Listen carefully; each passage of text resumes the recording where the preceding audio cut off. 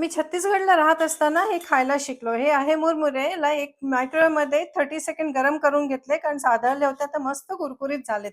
तर छत्तीसगडमध्ये याला मुर्रा म्हणतात आणि मिळतो पण उत्तम क्वालिटीचा. छत्तीसगड नाहीतरी धान का कटोरा आहेच.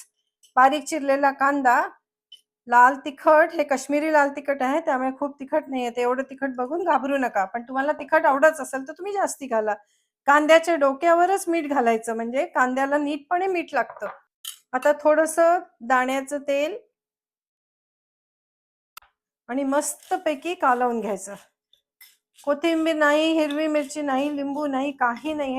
आणि त्यामुळे शेवटच्या घासापर्यंत हे मुरमुरे मस्त कुरकुरीत राहतात. लहानपणीच्या आमच्या आठवणी कित्येक वेळा आम्ही खाल्लं आहे. तुमच्यापैकी कोणी छत्तीसगडचे आहात किंवा तिथे राहिला आहात तर मला कॉमेंटमध्ये जरूर कळवा. आता सर्व करूया मस्त कुरकुरीत चटपटीत मुरमुरे. आवडले ना?